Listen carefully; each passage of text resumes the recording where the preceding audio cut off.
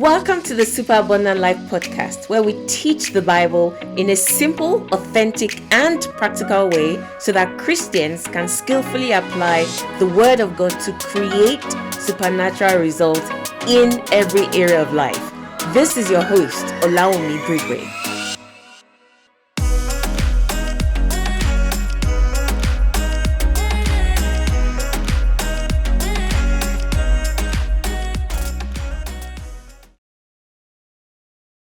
Actually, when I started my business, I remember my one thing that I was so sure and certain about and dogged about when I started out being a coach was it was going to have a spiritual element. Because I was so adamant that, okay, well, tell me how somebody's life is supposed to be transformed without getting God involved, without getting the Word of God involved. That was how my own life got transformed. I don't know any other way. If I come and teach any other way, I would be lying. I don't know any other way. It's the way I know that has worked for me that I'm going to teach. But when I started, I know that a lot of people are bringing out the spiritual element now. I see it all the time. But when I started, honestly, I looked around and there was nobody doing it. No coach that I knew of was bringing out the God element, the God factor. There were Christians, there were coaches, right? Career coaches, life coaches, productivity coaches, etc. But clearly saying, oh, God, as in putting out posts about the Bible. I didn't see anyone. And that, someone might say, oh, yeah, that should be exciting. No, it was absolutely scary. It was scary because I didn't see anybody else doing it.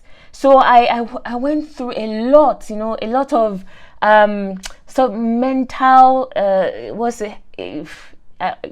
agony is too strong a word, but I doubted myself so much. But every time I tried to pull away from the God thing, it just didn't work. I would just find myself quoting a scripture. I didn't know any other way.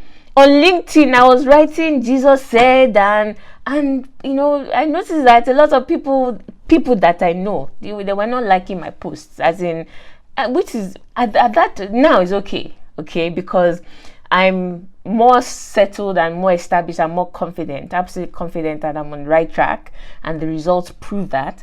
But in the beginning, it was quite distressing. So what was my unique selling proposition? It just, it just occurred to me that, look, this is what makes me unique. And do you know what? Almost everyone that I've coached in the gems part of it, not so now, because we're very explicit about this, the spiritual life thing, but in gems where, almost everyone that has been attracted to my coaching, that has come for me to coach them, almost every single time, what they will open their mouth and say to me is the reason why I picked you out of all the coaches out there is because of the God factor. So imagine if I didn't have my USP, or if I was trying to hide from my USP. So when I say that singular thing was what helped me scale my business, I'm not joking, and I'm certainly not lying. So let's get into the story. Go. The story. It's going to be shorter than the career one because that one was 15 years. Okay. This one is about 3 to 4 years. So we're still very young in this matter.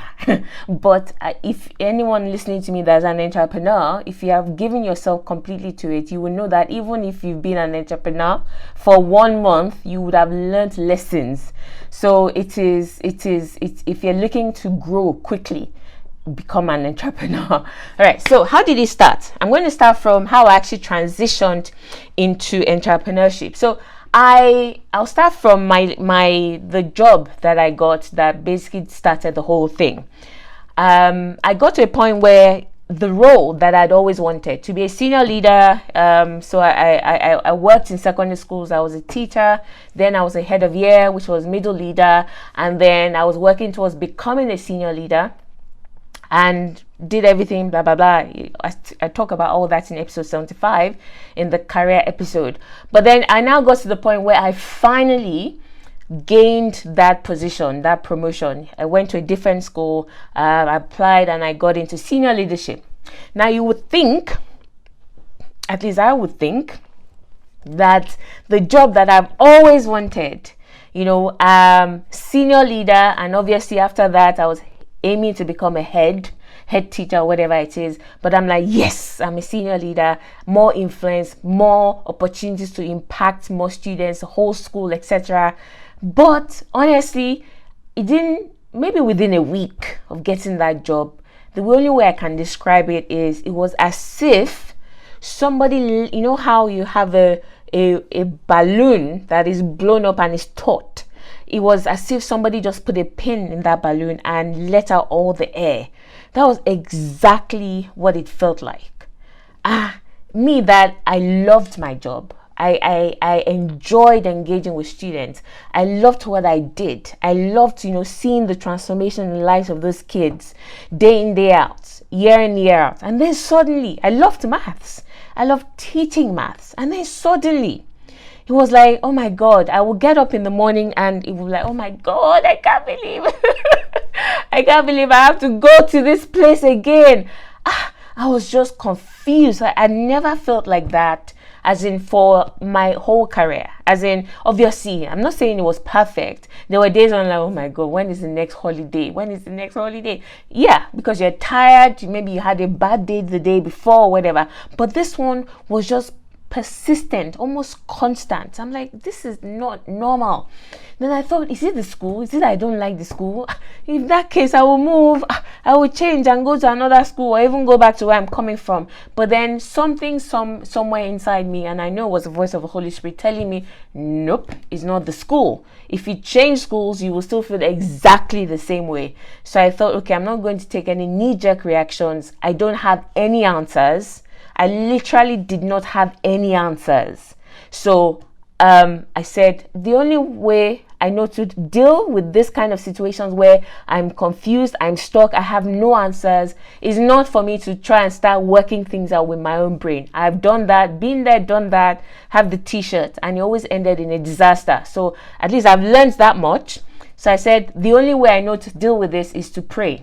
So what I did was I started praying, and to make it practical and to make sure that I did it, I just basically would, I converted. I remember back then my journey to work, door to door, was an hour. So literally walking out of the house and getting to work on the other side took me just a little over an hour. So I decided, and I wasn't driving, I walked to the tube station, etc., etc. So I decided that during that journey, I would pray in tongues under my breath. So I would literally put my earphones in, be listening to music, and then just, nobody knew, I just pray in spirit under my breath. And so I did that for a while, probably for weeks, right? I just carried on as normal. I did my best at work, and I was even producing results at work, but I just knew that something's wrong. So I did that, and then it got to the point where it was as if the clouds began to clear, and I was beginning to see the joy was returning regarding the work of my hands, and I was beginning to see again. And I always say this, I remember the day clearly. I will never forget. I walked out of the station on the other side, so I was about to start walking from the tube station, underground station, to the school, to my office. And I had been praying in the spirit, as I usually did, and then I just heard the Holy Spirit ask me. He said, what would you do if I asked you today to walk away from teaching? And I was like, huh? Walk away from what? My first reaction was, who's going to pay the mortgage?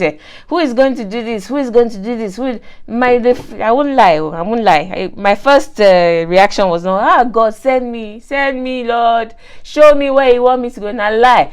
It was money. My mind first went to. It was money. I said, what? Not work. So how am I going to pay? It just shows carnality. I won't lie. That's how I responded. And as soon as those were the thoughts that came out. Obviously, I wasn't talking out loud. This was all going on in my mind. But as soon as those thoughts, that first reaction, the fear, first of all, came and went, beneath that fear, there was just peace. there was just peace. And I realized that, oh, actually, it wouldn't be that big a deal. It wouldn't be that big a deal. It would be okay for me to walk away from my job. If you told me to walk away from my job today from teaching, I'll be more than happy to do it. And that was only because I had spent all those times, all those mornings, walking to the station, walking to school, praying in the spirit for pretty much for an hour regarding that situation. And it was at that point that I knew that the door had now closed, that it was now curtains on my professional career, that God had something else for me. Which brings me to my first lesson. So I'm going to be sharing the lessons as I go along. The first lesson is this. I come across so many people that are dissatisfied. They have deep feelings of dissatisfaction, of lack of fulfillment regarding their career, regarding their home, regarding their family, regarding their children, but then they don't actually do something spiritually about it. Don't get me wrong, a lot of women that I know and a lot of people that I know, we are active. We like to do stuff. We like to, okay, let me try this, let me do that, let me do this, let me go and speak to this one, let me try that one, let me build this, and we try and do stuff. But the truth of the matter is none of those things can truly bring the kind of satisfaction that will appease you, that will pour peace and joy into your heart. So you have to turn to God in the place of prayer. You must find the time to dedicate, to live that thing, especially if it's ongoing, if it's constant. You are just constantly dissatisfied with something. It just basically means that there's nothing you know regarding that situation that can now help you. You need an injection of new knowledge into you, of new wisdom, the wisdom of God to help you. The same way, and my reference point for this is Hannah in the Bible. Hannah didn't have a child. She was deeply dissatisfied. Her husband was trying to make her feel okay. Say, Shebi, you have me. Why are you so sad? It's okay. I'm worth more than 7 sons. But the woman was like, no, you're not worth more than 7 sons. You are my husband. I want my own sons. And until she basically took it to God. And when she did, that was when she got her breakthrough. So that's my first lesson. Stop dismissing those feelings of deep dissatisfaction, lack of fulfillment. Now, am I saying that if you feel dissatisfied in your career, God is calling you to business? You know that's not what I'm saying.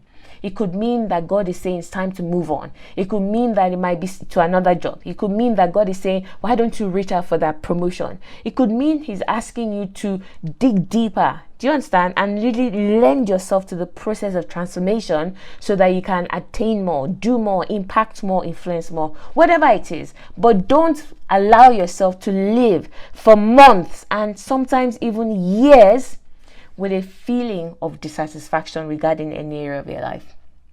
Okay, so I got to that point where I knew, right, that okay, this is the time when this career is winding down. But that was all I knew. I did not know anything else. So I'm like, okay, God, what next? What next? And I continued the process. I kept asking God because I honestly did not know what to do next. I just had clarity about the fact that it was time now to move away from, I didn't even know anything about business at this point.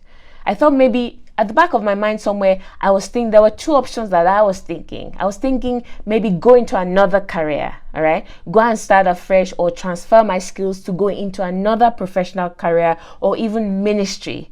Business had not even entered my mind at this point. So I kept asking, I kept, praying in the Spirit and just fellowshipping with the Holy Spirit. And the next thing God told me, without telling me specifically that it was this or that or the other thing, first of all, He ruled out the fact that it was another professional career. He said, no, the reason why I'm asking you to leave is because I want to multiply your influence. I want you to take it beyond the confines of one organization. I believe, God was telling me and He showed me, and I came to believe that I could actually touch more people than within the confines of an organization. All right.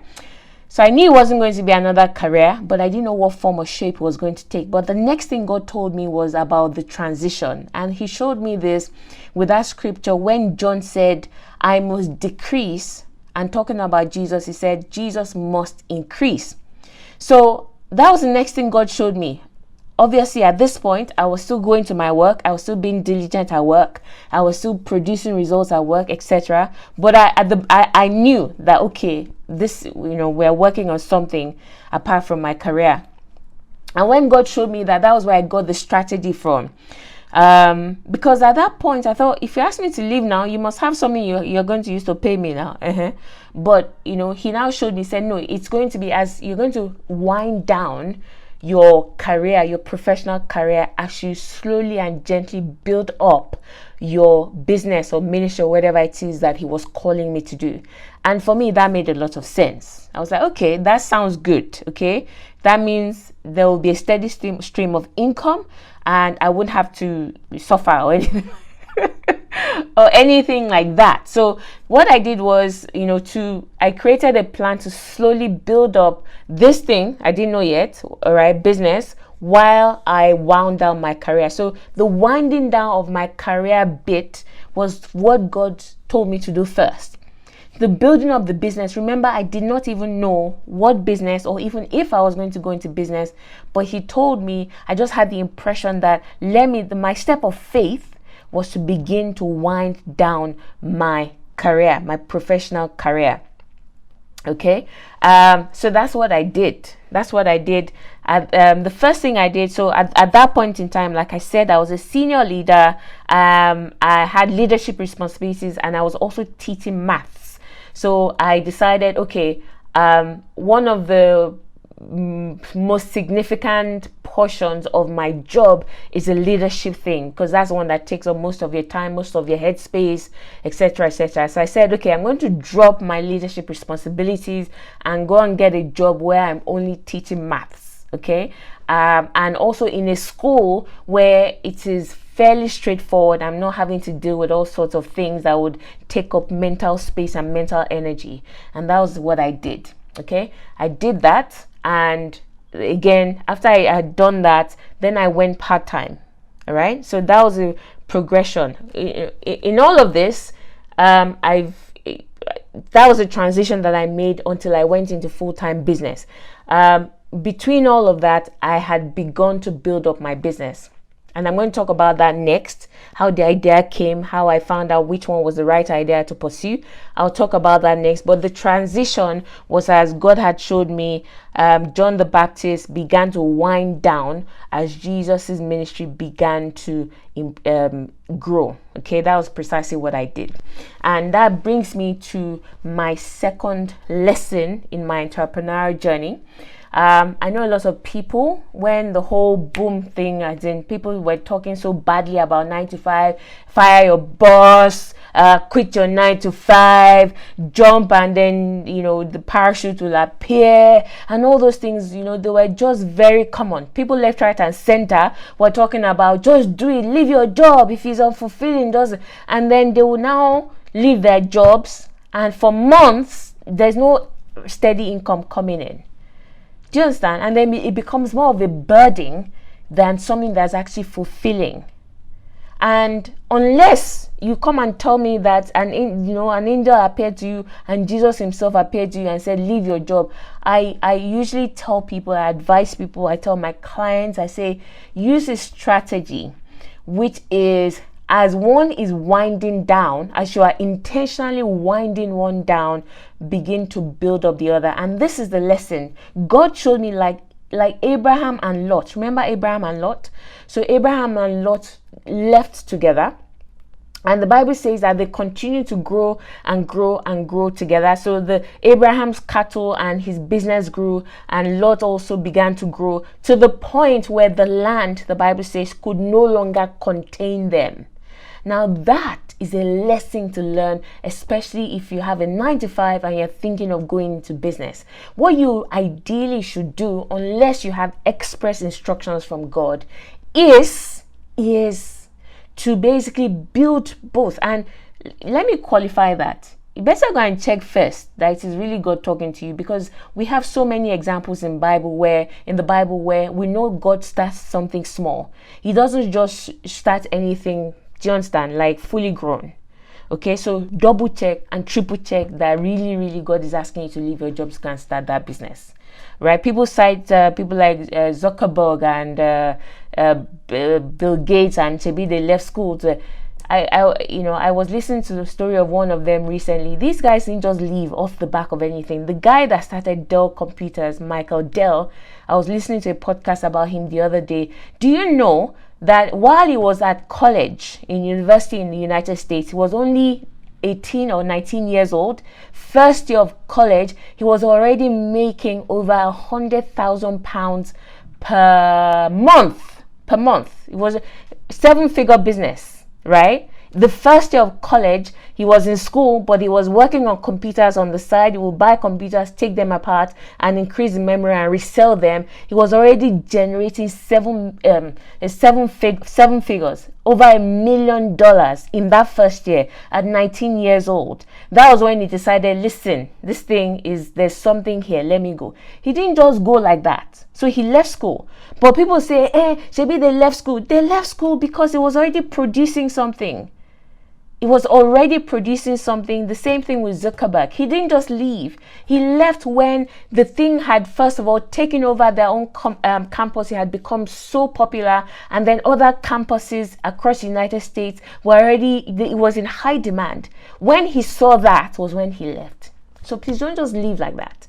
So Abraham and Lot, the only time they separated, which you can ascribe to when you leave your job to go and face your business full time, was when the land could no longer contain them. So continue to grow both until your business and your 9 to 5, they're flourishing so much, or your business is flourishing so much that you literally have to give up one in order to face the other. So let me move on. Okay, so that was my own transition, how I left my 9 to 5. I didn't just leave anyhow. Moving on to the next part. So I've talked about the John the Baptist winding down. Now I'm going to talk about the Jesus, or the business idea, slowly growing into what it is today. So I was now a full-time maths teacher only, no leadership responsibilities, meaning my workload was significantly reduced, but I was still able to do what I love, which was engage with the children, teach maths, etc., which meant that I had more time and more importantly, more headspace for me to actually start thinking. So by this point, I had gotten married. So I had just gotten married. And the idea just came to me like, you've always wanted to write. You've always wanted to blog. Why don't you blog about marriage? Why don't you talk about your experiences as a newlywed, as a mature newlywed? And I love the idea so much that I started to do this. Now, bear in mind, I didn't think anything about business with that. It was just an idea that came to me like, oh, I'd really enjoy that. And I started to do that. Every Friday, I would release a new blog post about my marriage. And that blog is actually still there if you want to go and read it up. marriedlifetoday.org, right? So I started doing that as a hobby. It wasn't business. I still wasn't clear about what exactly it was I was supposed to be doing. Right? I just knew that I was supposed to go into some kind of business. By this point, I knew it wasn't particularly ministry like that, or some kind of social entrepreneurship where like a charity. No, I knew it was actually meant to be a business. I had enough clarity to know that, but I didn't even know what to do as a business. So I did what most of us would do. I started to think about, all these like business coaches would tell you, right? Usually, not everybody, but they'll say, list all your gifts and talents. What are you passionate about? What do you, etc., etc. So I began to basically work from that point. So I said, okay, what can I start a business in? Which was the completely wrong approach. All right. Join Soul. Okay. If you're not yet in Soul, and we're going to teach you how to approach it from a completely different angle. Okay. So I sat down like, oh, what can I do as a business? What am I good at? What can I do? What am I good at? So I started playing with all these ideas, and then I settled on editing. Okay, editing, proofreading, because it was something that I enjoyed doing and came easily to me, and I was very good at it. As in, I could spot and I still can spot mistakes in any kind of text from a mile away. As in, I don't even need to look so hard. I would see it. I would see the grammar. I know how to arrange any kind of text to make it fluid, to make it easy to comprehend and understand, etc. So I thought, I love doing this. I'm blooming good at it, and people pay people to do it. So that's what I'm going to do. So I moved. I set up, I started, setting up my editing business, created a website, started reading up on it, how to, work as an editor, blah, blah, blah. Actually started working as an editor, got a few jobs. Someone that had seen me writing, because I used to write for my church newsletters and everything, and the person found, who is the person that keeps writing these newsletters, found out it was me and said, I want you to come and work for me as an editor. So I still had my 9 to 5, but on the side, under my business, I was doing some retainership work for him as an editor. But around all that time, I just kept thinking, this is something that I want to do for the rest of my life. As in, is this it? There was, I was just like, yes, I understand business, but I just carried on. I kept on doing it. But somehow deep inside me, I just knew that this is not the it. This is not the one gong that God truly was calling me into, because it didn't set my heart on fire. I could do it and I enjoyed doing it, but it would not get me out of bed, if I'm being honest, every morning. Right? And actually, not long after I started my coaching business, I actually shut down my editing business, because for me, it was pulling me in 2 different directions, and it was quite an easy decision for me to do, to shut down the editing. But anyway, I continued doing that. I still didn't have the clarity onto what exactly I was supposed to do, but I was faithful in that one. I was actually generating some money from it, which was okay. So how did I stumble? Because that's the only way I can describe it. How did I stumble into this transformational coaching business? How did I stumble into it? Right? 2 ways. I mentioned that I had started blogging about marriage, and the effect of that was, by this point, I'd probably been blogging about marriage for about a year. And what I noticed was, I was just writing about my experiences, but the feedback was unexpected. I hadn't expected it. I would have people, I expected that maybe someone would leave a comment and say, oh, that's funny, and well done, etc. But I didn't expect that women that I'd never met before, that I didn't know, somehow would read these things and would start sending me messages and telling me their life story and telling me everything that's going on in their marriage and asking me for counsel. I honestly did not expect that. I thought it was just going to be something entertaining for people, but it went deeper without me trying to achieve that result. Women started to come to me. Do you understand? They decided to come to me. They decided to say, this is what's happening, and then I will help. Out of that, I think 2 or 3 times I created like a focus group. We'll come together and we'll do something for a few weeks, all free of charge. It didn't even enter my mind. Do you understand? Because I was not even exposed to coaching at that level. So for me to even know that it was possible, I thought I was just helping people, right? So I had started my blog. And then the point where it's the idea, literally, I awakened to the idea and I stumbled into it, was after blogging and having that experience. I'm wondering, this is really interesting. I'm just writing stuff and all these women are coming to me for help and I'm actually helping them. Very interesting. And I'll just put it aside. Okay. I remember leading up to Christmas, about a year after I had been working as a maths teacher without leadership responsibilities, about a year after I had been blogging on marriage, it was leading up to Christmas. And for my church, because I'm a pastor's wife, I think my husband said to me, you should do something for the women for Christmas or something. I thought, what do I know to do? What can I do? What can I, do you understand? So I thought, well, the only thing that I know that I'm very good at doing is setting goals. I know how to set goals in a way that to deal with the issues, etc., and to arrange it to deal with external and internal barriers to help almost anybody achieve almost any goal. So I thought, that's what I'm going to teach. I'm good at it. I have a lot of experience, a lot of results from doing it. Let me help these women, because it's the end of the year, people tend to set goals anyway. Let me drastically improve their chances of meeting those goals by teaching them what I know. And that's what I did. So I put together a workshop it wasn't even a large number. I think we invited about 20 or 30 women, made a nice lunch in a hotel somewhere. So I taught the workshop for the first half of the lunch, and then the second half we had, hangouts, ate nice food, etc. And I basically put everything I knew, right, into this. Before that, like years before that, God had told me to sit down and to meditate on the process of transformation that He took me through when He took me, from the pit to literally transforming my life. Episode 1, if you don't know my story. So God had told me to write it out, and since that time I had used that process again and again. So I thought, okay, let me actually do it in a way that people can understand, and I broke it down and I taught it as best as I could, and I put it in a booklet, and I taught from that booklet for about 3 hours, I think.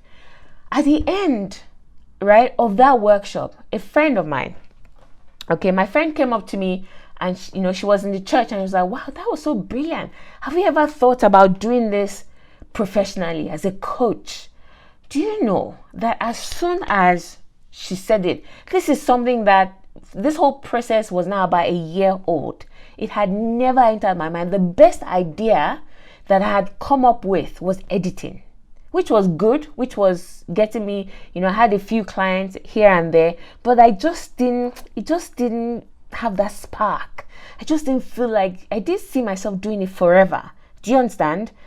But as soon as she said it, was as if scales fell off my eyes. I was like, oh my God, that sounds like a great idea. So I couldn't wait to get home. As soon as I got home, I just went on my computer and I started researching. And I realized that there was a whole world. This was when? This was 2015. This was 2015, 5 years ago. Before, do you understand? There was a whole world of coaching.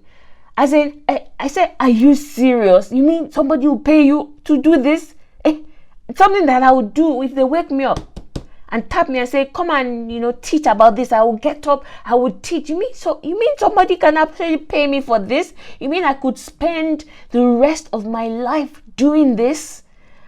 I mean, it was the love of God just overwhelming. Like, what a privilege.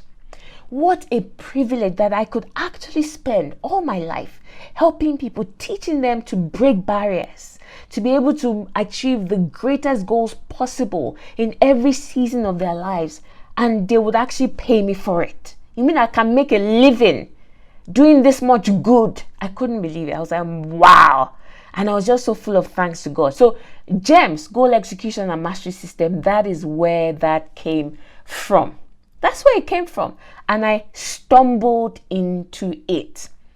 It started off with just the idea to just blog and just share my experiences to entertain people and possibly to help them regarding marriage issues. And I was doing that free of charge. It never even occurred to me to charge people. Now, do you know what happened? With God wanting to immediately validate that idea to me, to tell me, yes, that is it. That's what I've been trying to tell you. This is exactly what you're supposed to be doing. Do you know what happened? One of the ladies, actually before that, right? Do you know what happened after that? So after that Christmas, so this was Christmas period. The first post that I put out, the next post that I put out, which was first week in January, I just said, okay, I now know what it is I'm supposed to do. So I said, I know exactly what I'm supposed to do. And I wrote my usual blog post on marriage. I don't remember exactly what I wrote off, but I signed off my name, Allow Me Brigwe, as I usually would. But at the bottom of it, I now put, so my title now, what I do now is Transformational Life Coach, but I don't even remember what I put there. I think I may have put I think I've always known that I was a transformational life coach. So I'm certain now because I can see clearly. So I put transformational life coach under my title. Under my name. And I just sent out the blog post. Nothing had changed. I did have a website. I hadn't done anything. I hadn't coached anyone. All I did was just write transformational life coach under the blog post that I've been sending out for a year. as soon as that blog post went out, I got a reply. Someone replied me straight away and said, "You are a life coach?" And she said, "I have to work with you. I must work with you. I'm interested in working with you regarding this area of my life." And without me advertising anything, that was God validating that idea, telling me, "Listen, this is it. This is what I called you to."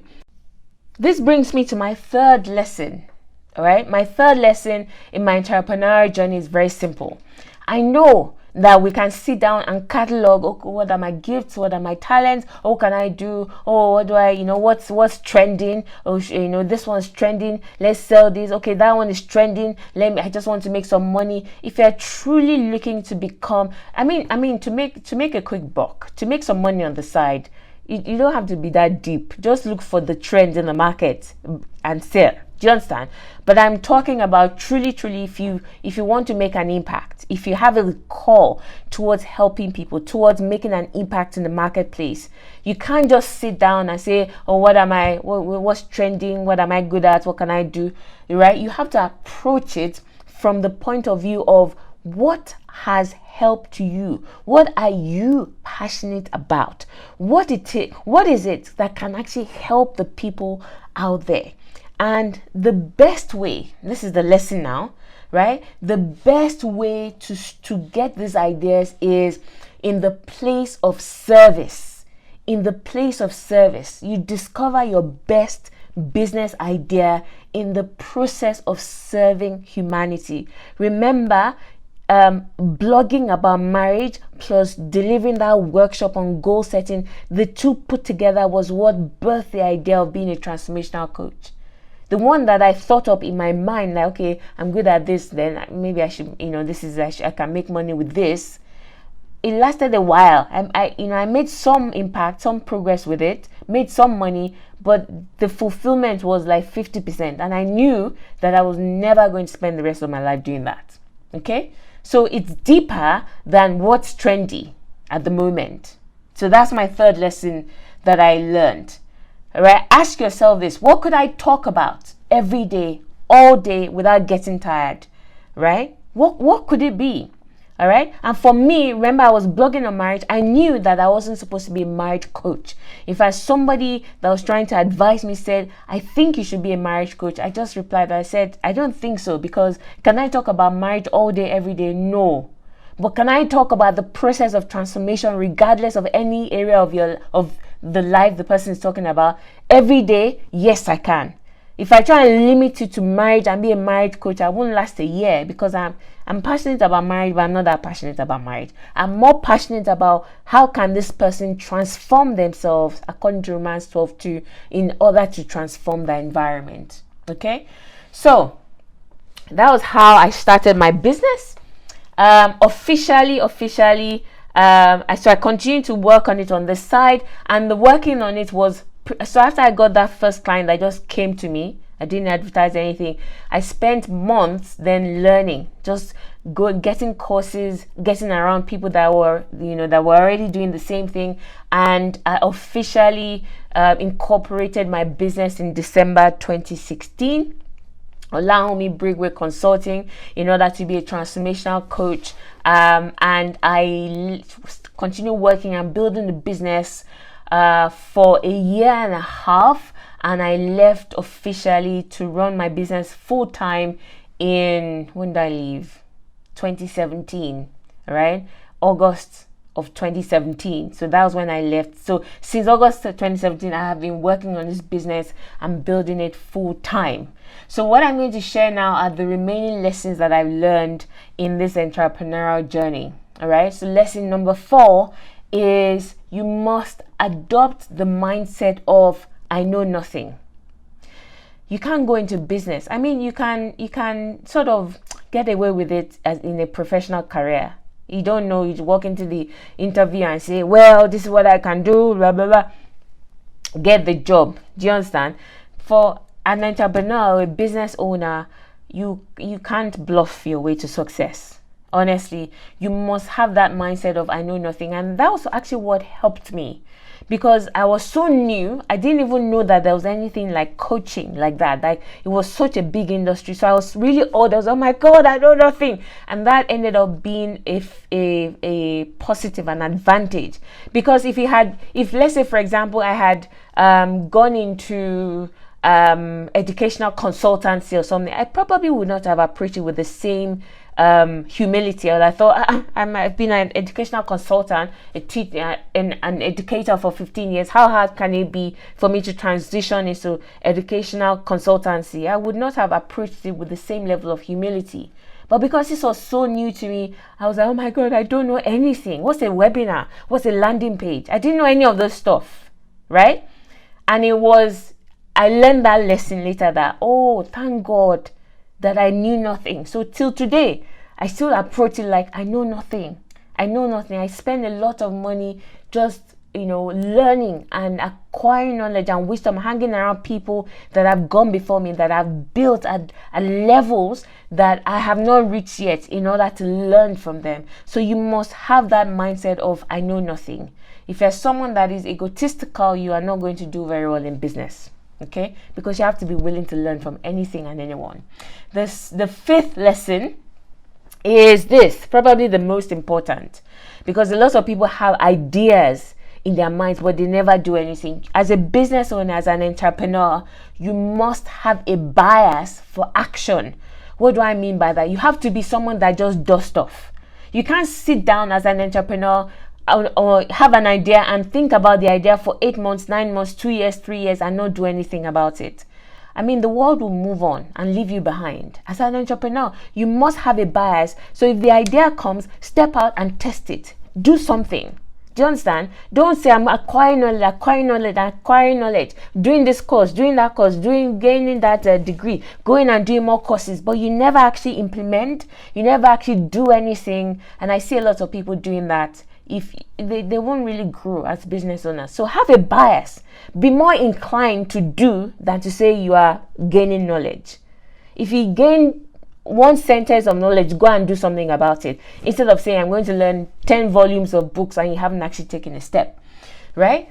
Lesson number 6, right, is which follows on from the 5th one, which I said have a bias for action.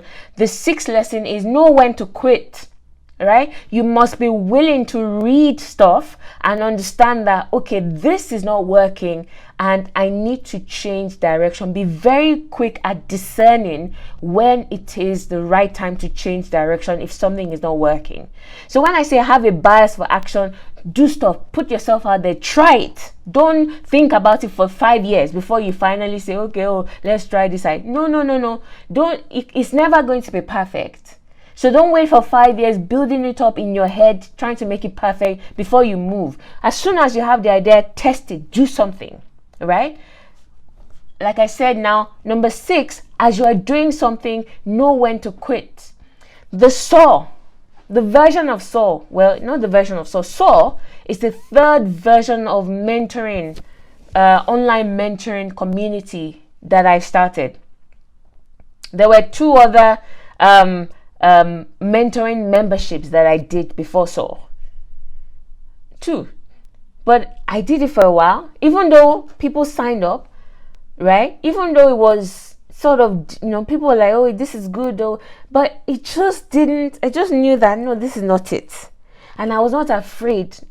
I'm never afraid to say, no, this is not working. Let's change it.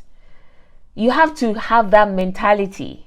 Don't be afraid. Don't say, oh, let's keep going. And you just keep going, knowing that it's not really working. So when Saw started, when the idea for Saw came, and I remember exactly where I was, what I was doing when that idea came, I just knew that, this is it. And the more I looked into it, the more I developed that idea, I just knew that, yes, we have hit jackpot with this one. Do you understand? But if I had been too afraid to walk away from the first 2 expressions of that craving to be able to mentor women, I would never have birthed Saw. Now try and imagine a world without Saw. Okay, so know when to quit. Lesson number 7, you have to behave like a CEO. And what is a CEO? A CEO is someone that is more strategic in their approach than operational. 90% of business owners work in their business, not on their business. And this was a lesson that I learned towards the end of my first year in business, where I was absolutely shattered. I couldn't see. I was like, okay, so where are we going from here? I couldn't really see. It was like I was on the ground level, just working, and I couldn't see where this was going. And God said, do you know what? You need to bring other people in. You need to employ people. You need to bring people in to help you in this business so that you have time and headspace to be able to be strategic in your approach and not just spending all your time being operational. So the next lesson is assign the right people to the right job. Yes, it would mean less profit for you, and that is why people don't bring other people in.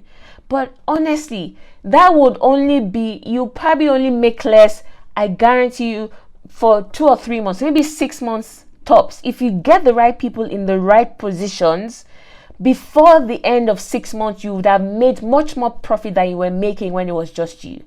Why? Because you were trying to be all things to all men. You were trying to be the marketer, the salesperson, the designer, the everything. But because you are not, God didn't give you all those gifts.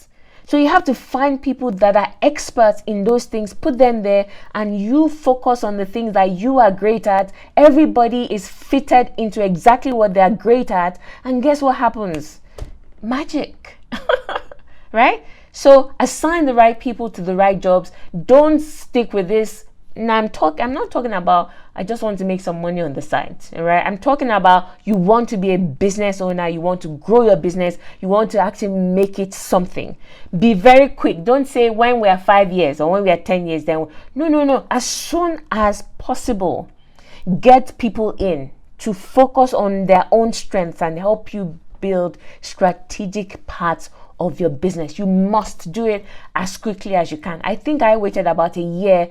If I know what I know now, then I would have done it from the start. Honestly, I would have done it from the start. But now that I know, I don't joke with it anymore. I have a team of people that work with me. Okay. And lastly, and this is obvious, but it needs to be said. Okay.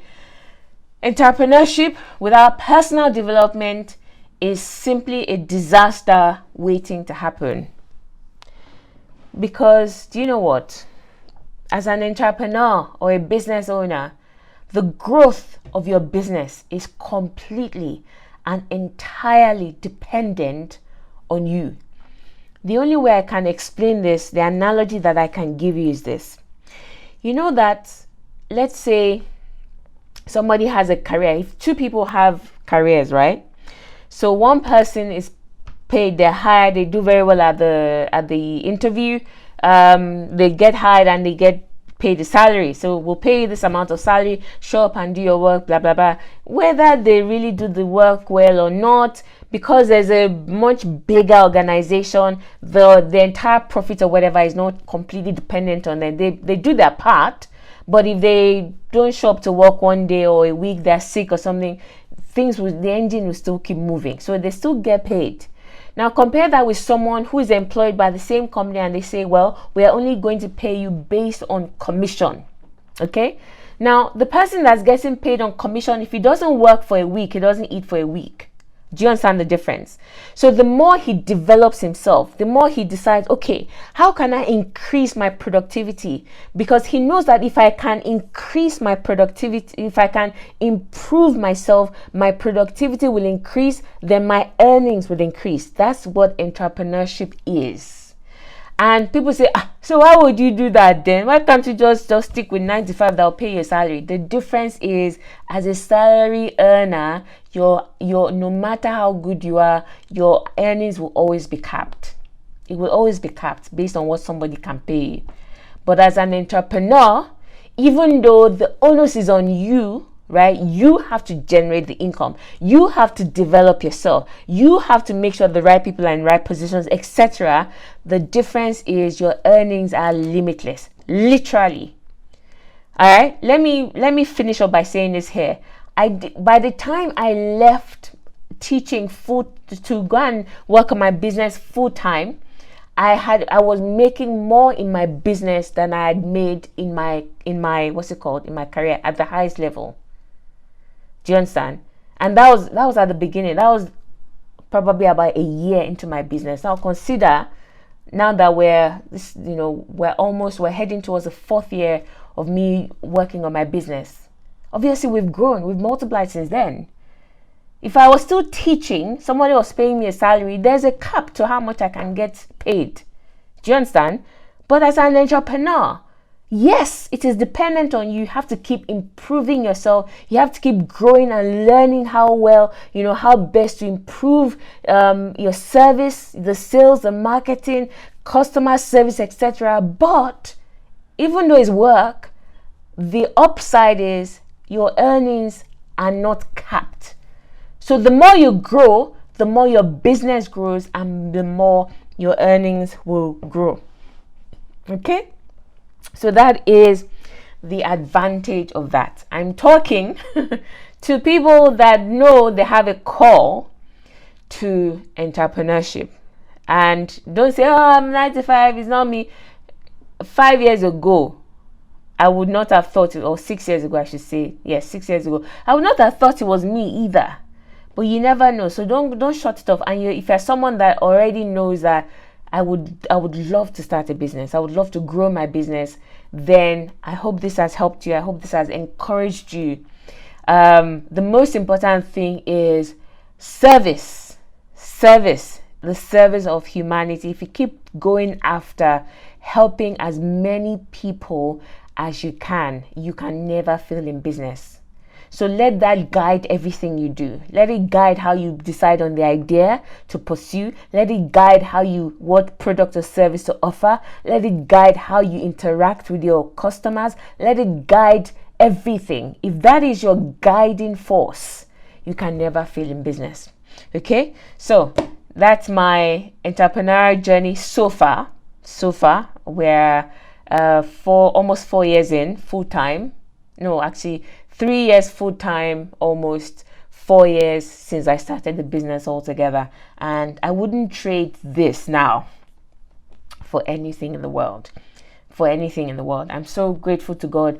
I don't know. We'll see what's next. But as far as I can see from where I'm standing, this is what we're doing. Unless God again interrupts the thing and says, oh yeah, come and do something else. But for now, I wouldn't trade what I'm doing for anything else in the world. And I'm so grateful.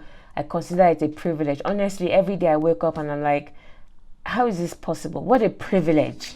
What a privilege to be able to impact these lives. Me, as in, I look at myself and say, me, really? God, are you sure you didn't make a mistake?